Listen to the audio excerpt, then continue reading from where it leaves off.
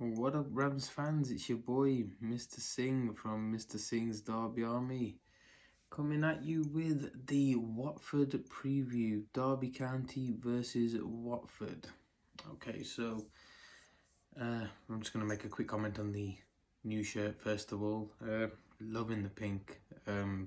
Great idea behind what we're actually supporting this season with breast cancer awareness. Something that is actually quite close to my family's heart, as my mother recently has been battling through breast cancer. So this sort of concept has been fantastic by the club and something that we all fully endorse.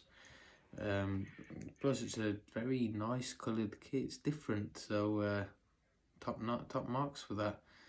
Right, back onto the game for Friday night, 7:45 kickoff at Pride Park. Be nice to be back at Pride Park after the 1-0 win at Norwich. So back under the floodlights at Pride Park. It's going to be, I think it's going to be another one of those games, I think, against, it's going to be quite similar to Norwich in the sense that from what I've seen from Watford already this season, they look a pretty good attacking outlet and they have talented players. They've got a good squad. I mean, on paper, they've probably got the strongest squad in the Championship. So I'd anticipate that they're going to come all guns blazing. I think they did lose just before the international break as well. I think they lost 1-0 to Reading, who are high flying at the minute as well.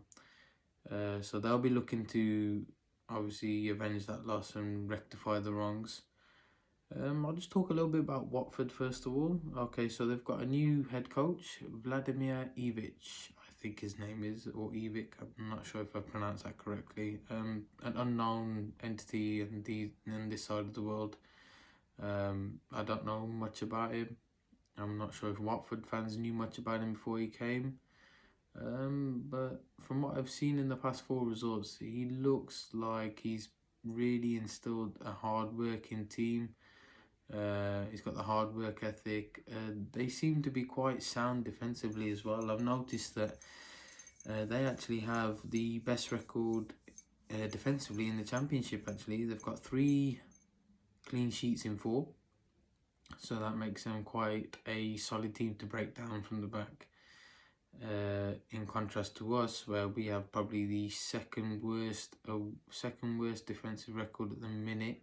I think only Wickham have conceded more goals than us, but again, it's early days. I mean, that alone probably points to a Watford win, but I don't see us. I don't say that we're gonna lose this game, but it'll be another tough sort of grind out sort of battle. I think we're gonna have to play against Watford on Friday night. So from the 4 games that they've already played so far, they've won 2. So they've beaten Middlesbrough and I believe Luton, who are their local rivals. They've drawn 1, which was against Sheffield Wednesday, and obviously they lost 1 to Reading just before the international break. One thing that would have been a highlight, obviously had fans been back in the ground, and probably would be a more personal highlight for himself, would have been the return of Will Hughes. However, he is actually ruled out for the game. He's still recovering from injury, so I think he'd be pretty gutted not to be involved against Derby on Friday night.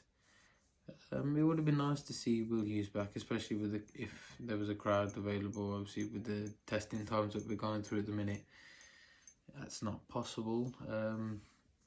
But yeah, Will Hughes is out. They've got several key players out at the minute. I think Andre Gray is still working his way back to fitness. But even having said that, they've got great squad depth. Etienne Capoue is actually back in contention for the game. They've got Ismail Assar. I mean, João Pedro is one name that I've actually highlighted as someone that looks pretty dangerous. João Pedro is a young 19-year-old striker from Brazil. I was quite impressed. I think they were on TV first game of the season against Borough. I think it was, and he impressed me then. He looked the real deal. I believe they might have sold him from Santos. I'm not too sure. But he's quick, he's powerful, he's got an eye for goal. I think he'll cause our defence a few problems. But again, it just depends on how we set up. I think it'd be silly to change the winning side. Obviously, for many reasons, to build momentum. Momentum is the key thing, but it's just consistency as well. I mean, if we get a settled side in, results will come. So I wouldn't really change anything from the starting 11 that played against Norwich unless we had to. Obviously, I'm thinking with the international players that have just come back, I believe that Knight, obviously, first of all, congratulations to Jason Knight on his first international cap for Ireland. Marshall, from what I actually did watch Scotland a couple of occasions, and Marshall was outstanding. So hopefully, the form he took into Scotland, he can bring back with him as well. Because we'll definitely need it against a team like Watford, who will press high, who will attack, and Marshall could be the difference, like he was against Norwich. Joswiak is still, or as Koku said in his pre-match, said he was still travelling, so I'm not too sure if he will be involved. I'm sure he'll be involved in some capacity tomorrow. But I fully expect David Marshall to be in goal.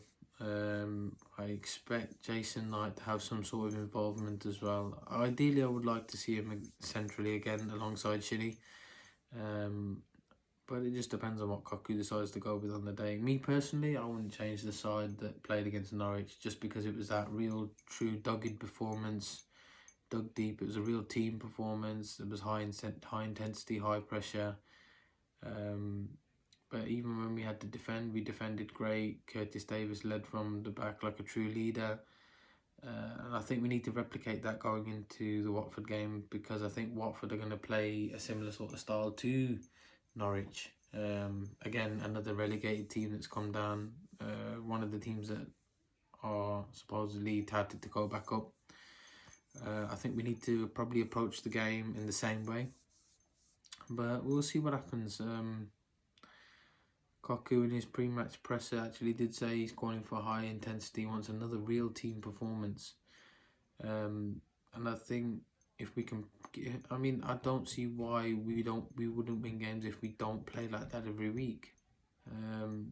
The only thing that does concern me is obviously our centre forward options, but we did sign a bit of a random signing really. It was Colin Kazim Richards. I mean, I remember him from his Blackburn days, but after that he's sort of become a journeyman. He's been playing in different teams in different countries. I wouldn't say he's a prolific goal scorer, but he probably possesses what we actually need in the centre forward at the minute, especially in the way Koku likes to play, is that having that physical centre forward up top. Kazim Richards already said in his interview that he plays very physical. He's very outspoken. Says what he wants on his mind. I think that's probably what we need. We probably need some like a bullying centre forward. I mean, I've seen on Twitter over the last few days that we shouldn't let go of Martin, but on a short, I mean, I think Kazim Richards is signed on a 1-year deal, so I think for the short term, I think that's probably a great signing. We've got nothing to lose because it was a freebie, so there's nothing to lose there. I reckon he'll actually do alright, to be honest with you. I see fans writing him off already just because of his age and whatnot, but we have to remember Watford, the team we're playing on Friday, actually signed Glenn Murray, and Glenn Murray's 37, 38. So age doesn't mean anything in this league. I mean, if you can still put the ball in the back of the net or do your job correctly, it doesn't matter how old you are. Rooney's what, 34, 35, and he's still scoring free kicks just like he was back in the day. So yeah, it's I don't think we should rule out the Kazim Richards signing. I think that's probably a shrewd bit of business by Koku. I'm actually quite looking forward to seeing him put a Derby shirt on, to be honest with you, because it just gives us a different dimension at the top. I mean, and it's not Marriott's fault, but he's actually struggled up top. I mean, Marriott is the sort of... See, this is what I'd like to see with Kazim Richards playing alongside Marriott. I think that bullying centre forward, along with the pace of Marriott and the prowess of Marriott, I think that partnership would work great. But then it's just I don't see Koku playing the front two in his system. I think he likes to play with the one up top and maybe having a number 10 and the wingers running off the centre forward. But maybe in the future we could see maybe the two of them, Kazim Richards and Marriott, working together up top. I think that'd be a pretty solid partnership. I've always said Marriott needs somebody up top with him. He's not a lone striker. He never has been a lone striker. It makes more sense to actually play someone like a Kazim Richards, like when we did have him, Chris Martin, up top.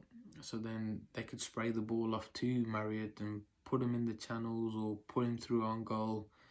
And I think that's where Marriott would thrive. But again, interesting signing. I actually think he'll do well, if I'm being honest with you. And that's not me being optimistic. I just genuinely think that because if he offers us a new dimension up top, it could work in our favour.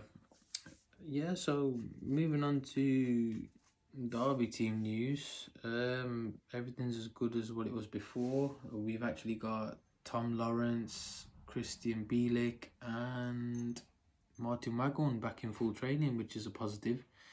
Jordan Ibe, as what Koku says, is getting fitter every training session. I think Christian Bielik might actually be playing in the under-23s next week. So it'd be good for him to get some minutes under his belt. It looks like Lawrence is actually probably the closest out of the three to get back into the first team picture. So yeah, I mean, it looks pretty positive at the minute. In terms of how I think tomorrow's game, or should I say today's game, is going to go, it's going to be probably a similar performance to Norwich, if I'm honest. I think Watford are going to come. They're going to come at us. They're going to attack us. I think we'll soak up a lot of the pressure, and I think we'll hit them on the counter. I think we'll look to hit them on the counter. It's a solid defence. I know that they have actually just sold, or not sold, he's gone on loan to West Ham, Craig Dawson, so I don't know how that affects their defensive options. But we all know Craig Dawson's a solid centre-back at Premier League level, let alone the Championship, so I'm not sure how that's going to affect their match going forward. They don't score many goals, but they are a solid side, and we're gonna probably need a bit of patience tomorrow, or today's game, shall I say. We're gonna need a bit of patience when we're looking to attack, because Watford are quite intricate in the way they play.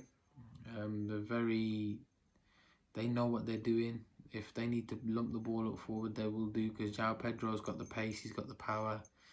He could cause a few problems tomorrow for our centre-backs. But, I mean, if they play the way they did against Norwich, I think we'll deal with them just fine. I'm gonna go for a cheeky 2-1 win. I'm positive. I think that the result against Norwich was a massive 3 points. I think if we can get another 3 points against Watford, it really sets the benchmark for where we actually want to be come the end of the season. Because if we've beaten two relegated sides who are probably the favourites to go back up to the Premier League, just gives us that impetus, doesn't it? It gives us that confidence and really allows us to push on from here. And I've said the key thing that we need to take from the Norwich game is the positivity and to build momentum. Momentum is probably the biggest thing in the Championship. I mean, any team that gains momentum and sustains the momentum tends to do well in this league, so you don't have to actually be the best footballing side to go up. I mean, I'll always refer it back to when we were playing under Billy Davis. We were not the best footballing side, but we were consistent, and that's what got us to where we were. However, when we were with McLaren, we were the best footballing side in the league and still didn't go up. So I think Koch worked out different ways to approach different teams. Obviously, because whatever we tried the first first 3 games, sorry, didn't work. But he got it spot on against Norwich. I think he'll get it spot on again tomorrow. It'll be a tough game. I'm going to go for a 2-1 win. In terms of goal scorers, I'm probably going to go with, I think Jack Marriott will score. I just got this sneaky feeling he's really going to kick on now. And I will say, if he plays, then I think Jason Knight will get one as well. If not, I'm going to go with, I'm not sure actually. Maybe Dwayne Holmes. I think Dwayne Holmes is due a goal. Get his confidence up as well. So yeah, 2-1 win for the Rams. We'll see how everything goes tomorrow, and tune in for the review show, which will come probably an hour after the game's over. Might even release it Saturday morning. Probably release it again. Not a game. Probably an hour after the game. 2-1 win. Come on, you Rams.